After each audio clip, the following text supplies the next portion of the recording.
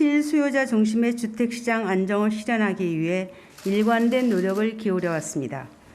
그러나 이러한 노력에도 불구하고 지난해 하반기부터 전세 가격 상승세가 지속되는 등 최근 전세 시장이 불안정한 상황입니다.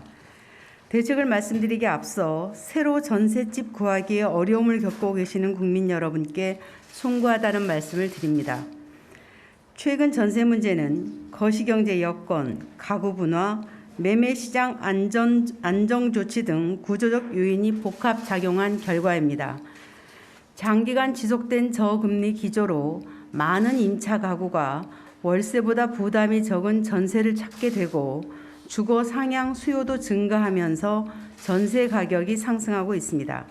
금리 변화에 따라 전세 대출 가능 금액은 동일한 이자를 기준으로 2018년 대비 약 45% 증가했습니다. 다주택자, 갭투자 규제, 임대차 3법 등 실수요자 임차인 주거 안정을 위한 필수적 조치에 따른 수요와 매물의 동시 감소도 한 요인입니다. 임대차 3법과 거주 의무 강화 등은 임차인을 보호하고 매매 시장을 안정시키는 데 큰 보탬이 되었지만 신규 수요자의 진입에는 어려움이 되고 있습니다. 가구 분화로 인한 1인 가구의 임차 수요도 단기간 급상승했습니다. 19년 기준 수도권 가구수 증가 폭은 25만 4천으로 16년 12만 9천 가구에 비해 2배 가까이 증가했습니다. 이러한 여건 하에서 그간 정부는 공급 확충을 통한 주택 수급 안정을 위해 많은 노력을 해왔습니다. 최근 3년간 입주 실적은 역대 최고 수준입니다. 공공임대 재고율도 OECD 평균 8%를 달성했습니다. 3기 신도시 공공정비사업 활성화 등을 통한 수도권 127만 호 공급 계획도 차질 없이 추진 중에 있습니다. 그러나 정책 환경의 구조적 변화로 인해 급증한 전세 수요에 신속히 대응하기 위해서는 특단의 추가 공급 확대 방안이 필요합니다.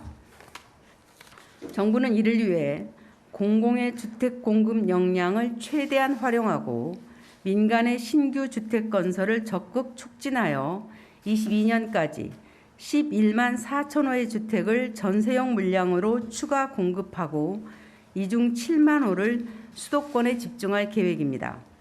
특히 조속한 전세 시장 안정을 위해 전국의 4만 9천 호, 수도권의 2만 4천 호의 물량은 내년 상반기까지 공급할 계획입니다.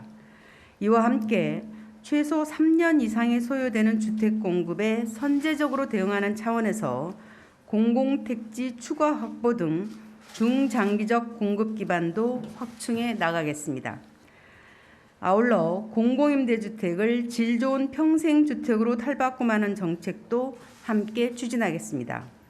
22년 공공임대주택 200만 호 시대에 맞춰 그간 지속 확충된 공공임대가 중산층 전세 수요를 흡수하는 임대차 시장의 안전판이 되도록 하겠습니다. 지금부터 대책의 구체적인 내용을 설명드리겠습니다. 먼저 단기 공급 확대 방안입니다. 첫째, LH 등이 보유 중인 3개월 이상 공실 공공임대주택 3만 9천 호를 전세형으로 전환하여 금년 12월 말 입주자를 모집하고 내년 2월까지 입수하실 수 있도록 하겠습니다.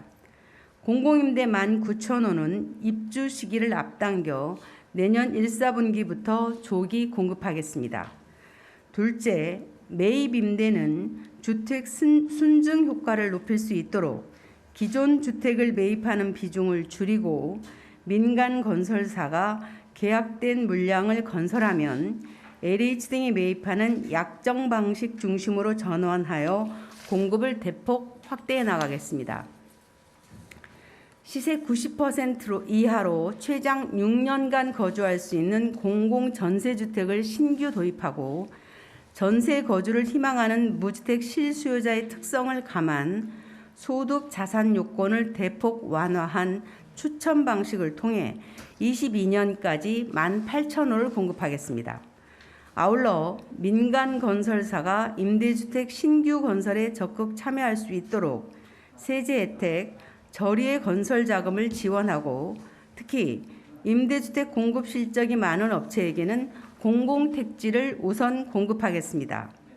셋째, 공실 상가, 오피스, 숙박시설 등을 주거공간으로 리모델링하는 사업도 확대해 나가겠습니다. 이를 위해 주차장 증설 등 주택건설 관련 규제를 완화하고 저리의 리모델링 자금을 제공하는 등 다각도의 지원을 아끼지 않겠습니다. 넷째, 국민적 관심이 큰 수도권 공공분양 사전청약 물량을 6만 2천호로 늘려 시장 안정 기조를 확산해 나가겠습니다. 다음은 중장기 공급 기반 확대입니다. LH가 사업 승인을 받은 미착공 물량 중 1만 2천호는 보상 일정 및 조성공사 일정을 앞당겨 순차적으로 착공하겠습니다. 지역 주민의 호응이 높은 공공참여형 가로주택 정비 사업을 서울에서 전국으로 확대하여 시행하면서 공공택지 지구도 지속적으로 발굴해 나가겠습니다. 민간의 공급 확대를 위한 자금 지원과 규제 개선도 함께 추진하겠습니다. 공공지원 민간임대주택을 도심 내에 공급하는 경우 기금융자 한도를 상향하면서 금리도 낮추겠습니다. 토지거래 허가구역에서의 개발 분양 목적의 신탁을 허용하고 리츠와 펀드 등 민간 자금을 활용한 건설임대 활성화 방안도 마련하겠습니다. 다음으로 질 좋은 평생주택 공급 방안입니다. 공공임대주택에 안심하고 오랫동안 살 수 있도록 소득과 자산 요건만 충족하면 누구나 30년간 거주할 수 있도록 하겠습니다. 아울러 공급 평형을 넓히고 입주 자격을 완화하여 일부 중산층도 공공임대주택에 거주할 수 있도록 하되 형평성 있게 공급되도록 입주자의 소득 수준에 따라 임대료를 차등하는 체계를 도입하겠습니다. 창의적 디자인의 공공임대주택 건설을 위해 설계, 건설 단계에서 민간의 참여를 활성화하고 생활 SOC와 다양한 주거 서비스를 결합하여 공공임대를 품격 높은 주거 플랫폼으로 만들겠습니다. 분양주택과 공공임대를 혼합하여 다양한 계층이 함께 어울려 사는 임대주택 유형통합도 적극 도입하고 노후 공공임대 재정비도 조속히 추진하겠습니다. 질 좋은 평생주택은 정부가 제시하는 미래 공공임대의 출발점입니다. 25년까지 6만 3천호를 공급하고 이를 시작으로 향후 공급 비중을 지속 확대해 나가겠습니다. 끝으로 주로 월세 형태로 공급되는 공공지원 민간임대주택 및 주거용 오피스텔에 대해 저리의 기금 대출을 지원하여 전세형으로 공급되도록 유도하고 임대보증금 보증료 인하, 소액 임차 보증금 기준의 적정성을 검토하여 임차인 보호를 강화하겠습니다.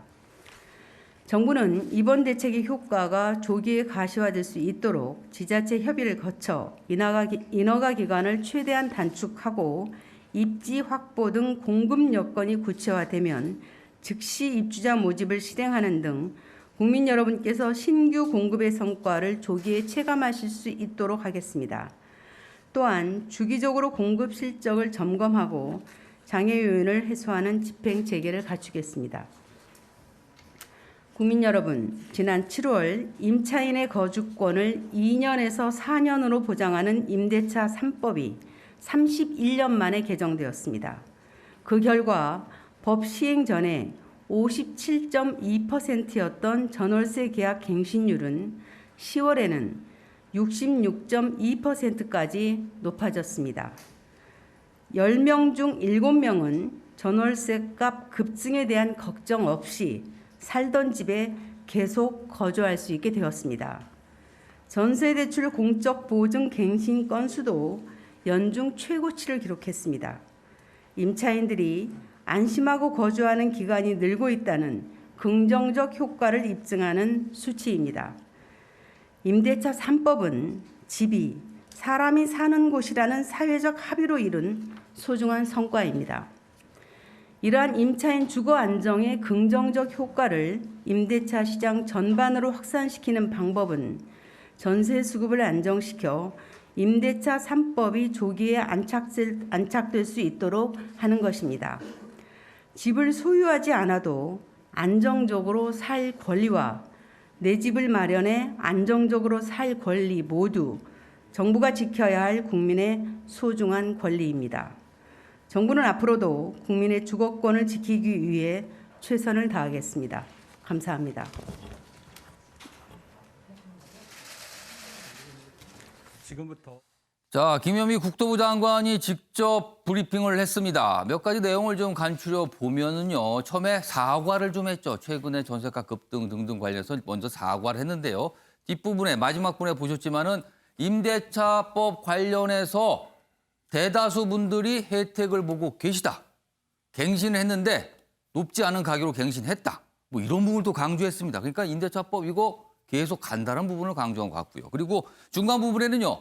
몇 가지 대책을 강조했는데 우선 단기 대책으로 볼 수 있습니다. 공실인 공공임대주택이 있는데 이걸 전세형으로 바꾼다. 이게 첫 번째고요. 두 번째는요. 기존에 있는 민간에서 지은 집들을 매입을 통해서 시세의 90%로 최장 6년간 살 수 있는 공공전세주택을 도입하겠다. 이 방안도 좀 내놨습니다. 그리고요. 아까 앞서서 우리가 호텔방 개조 이 얘기했는데 여기 포함이 됐군요. 공실 상가 그리고 오피스 그리고 숙박시설들을 주거 공간으로 리모델링한다. 주차장 확보하는 거 지원하겠다. 이런 내용 포함됐습니다. 그러니까 호텔방 개조가 들어가 있는 겁니다. 그리고 장기 대책도 몇 가지 내는데 그중에 한 가지는요. 주거용 오피스텔 같은 경우에 월세가 많은데 이거를 전세로 전환될 수 있도록 지원을 하겠다. 이런 방안들이 들어가 있습니다. 자, 그럼 지금부터 간단하게 평가 좀 해보겠습니다. 먼저 박찬환 교수님 어떻게 들으셨습니까? 뭐 소 잃고 외양간 고친다는 얘기가 있는데 임대차 3법 발표할 때 같이 했으면 어땠을까 좀 아쉬움이 남습니다. 먼저 했으면 어땠을까? 네.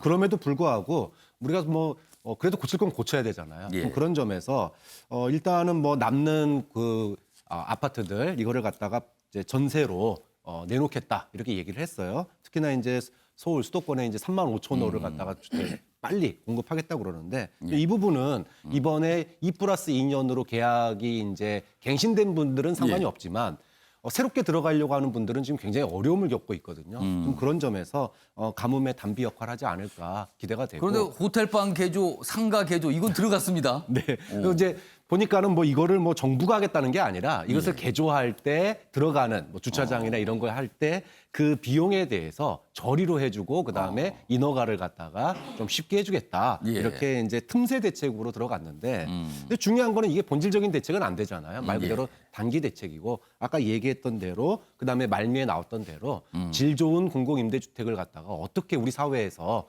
하나의 주거 문화로 안착시키느냐. 예. 결국은 그 분야로 이제 우리 사회의 논의가 모아져야 될 것 같습니다. 윤영근 전 대표께서는 어떻게 들으셨어요? 발표 내용이요. 김현미 장관이 사과는 했는데 본질을 외면하고 사과를 했다. 뭐 때문에 사과했는지를 모르는 거죠. 그러니까 지금 전세값 급등이 금리 탓 그리고 세대 분리가 많은 탓. 예. 금리 세대 분리 많은 게 그게 하루 이틀 된 건가요? 그러니까 구조적 요인 얘기를 좀 했어요. 구조적 요인 때문에 할 수 없이 올랐다고 그러는데 지금 임대차 3법 때문에 시장에서 부작용이 있었다. 예. 이거를 본질이거든요. 그 본질을 인정해야지 나오는데 근데 마지막 부분에서는 오히려 효과가 크다 이 얘기를 강조했어요. 그러니까 아직도 현실을 정확히 판단 안 한 거죠. 지금 기존에 살던 사람들이 안 나가고 있고 새로운 거를 구하지를 못하고 있잖아요. 예. 임대차 사는 사람이 소급해서 2년은 더 살게 해줬으니까 예. 저는 지금 대책이 시간이 우선은 금방 이게 되는 일이 아니에요. 지금 뭐 매입 허가해서 새로 짓고 뭐 하면 몇 년 걸리잖아요. 인허가 예. 아무리 당긴다 해도 2년, 3년 빨라야 3, 4년 걸려요. 그러니까 빠른 대책이 아니고 또 지역도 사람들이 원하는 학교가 가까이 있고 교통시설이 좋은 데가 얼마나 나오겠느냐 이런 궁금증이 있어서 예. 저는 이 오늘 대책 갖고 전월세 시장 안정시키기는 참 어렵다. 그래서 자칫하면은 이 지금 지방부터 이게 부동산을 자꾸 들썩거리고 있거든요. 이거 멈추기가 쉽지 않겠다는 생각이 들고 2년 후 지금 연장이 됐잖아요. 예. 앞으로 2년 후가 진짜 문제 같구나. 그래서 저는 언발의 오줌육이다. 단 하나 좋아지는 건 은행은 좋아지겠구나 이런 생각이 들어요. 정부에서 자꾸 대출 늘려준다잖아요. 그러니까 은행들은 신나게 대출해 줄 예. 거 아닙니까? 그 은행은 좋아지겠다 이런 생각이 들지 세입자는 별로 혜택 못 볼 것 같다 이런 생각이 듭니다. 자, 일단 정부가 부동산 대책을 다시 한번 내놨습니다. 언론의 평가도 있을 거고요. 여론의 반응도 오늘 하루 종일 나올 겁니다. 한번 지켜보도록 하겠습니다. 자, 몇 가지 기사가 좀 더 준비돼 있었는데 이어가 보도록 하겠습니다. 먼저 그 기사를 보시죠. 어제 사진 한 장, 고분 위에 어떤 한 고분으로 모이는 모습 위에 자동차가 올라선 사진. 꽤 많은 분들이 보셨을 겁니다. 바로 이 장면인데요. 이게 좀 둥그렇게 된 경주에 있는 고분입니다. 경주에 있는 옛 고분들이 굉장히 규모가 크잖아요. 근데 여기에 자동차가 딱 올라가서 주차가 돼 있는 모습이 포착이 된 겁니다. 이게 문제가 됐습니다. 사진 나오죠? 기사 내용 보면요. 고분 정상에 주차를 하다니 뭐 이런 기사가 오늘 많아요. 경주시가 이 운전자를 고발을 했다 뭐 이런 내용인데 현무택 전 부위원장 이게 무슨 내용입니까? 이유는? 아마 이게 본인 스스로 뭐 올린 것 같지는 않고요. 아마 예. 이렇게 누가 찍어서 올린 것 같은데. 그러니까 어떤 분의 제보자가 이걸 그렇죠. 포착을 했다 그래요. 이 그래서 모습을. 이제 신고 갔더니 벌써 현장은 떠났답니다. 물론 뭐 사진으로 특정될지 모르겠는데 아마 주변에 CCTV 보고 이러면 뭐 차량 번호가 인식될 거기 때문에 저는 충분히 뭐 누군지는 알 수 있을 것 같고요. 지금 뭐 문화재보호법 위반으로 고발한다는데 문화재보호법 보면 이제 저게 들어가려면 모르겠어요. 펜스가 있었는지 모르겠지만 뭐 펜스를 훼손하거나 아니면 문화재를 훼손할 경우에 지금 나오는 것처럼 뭐 2년 이하의 징역이나 2천만 원의 벌금. 물론 더 심한 경우 만약에 저걸 뭐 의도적으로 훼손했거나 하면 더 중합니다만 어쨌든 처벌 사항이 되는데 많은 분들이 아마 좀 심했다. 아무래도 고분이고 모르지 않을 거거든요. 근데 저거를 저는 뭐 이런 생각도 들어요. 혹시 뭐 찍어서 SNS 올릴 생각을 했는지 모르겠지만 뭐 그렇게 되면 본인 스스로 이렇게 밝히는 게 돼서 더 위험할 수 예. 있는데 어쨌든 그런 뭐 장난이든 의도적인 걸 떠나서 어쨌든 제가 보기에 아마 뭐 처벌은 불가피할 것으로 보고 있습니다. 지금 뭐 후속으로 관련된 기사가 조금씩 좀 나오고 있는데 오늘 오전에 보니까요. 요 운전자 이분이 아마 특정화가 된 것 같아요. 근데 왜 그러냐는 설명 중에 하나가 언덕인 줄 알고 올라갔다. 뭐 이런 설명이 있답니다. 본인이 경주를 좀 놀러 갔는데 언덕인 줄 알고 그냥 거기 잠깐 올라갔는데 이렇게 문제가 됐습니다. 뭐 이런 설명이 있는데 아마 좀 더 조사를 좀 해봐야 될 필요는 좀 있어 보입니다. 자, 다음은 마지막 기사가 되겠습니다. 오늘도 트럼프 대통령 얘기가 또 나왔네요. 바이든, 트럼프 딜레마에 빠졌다. 전직 대통령 수사를 원치 않지만 검찰 판단에는 맡기겠다. 이런 입장입니다. 치유와 통합을 내세운 상황에서 트럼프 수사는 또 다른 분열이 있을 수가 있어서 굉장히 주저하고 있는데 진보 진영 법조계에서는 이거 문제가 많기 때문에 반드시 수사를 해야 된다. 이렇게 주장을 하고 있답니다. 그래서 바이든 당선인 딜레마에 빠져 있다는 내용입니다. 자, 아침의 매일 경제 오늘은 여기서 마치겠습니다. 시청해주신 여러분 고맙습니다.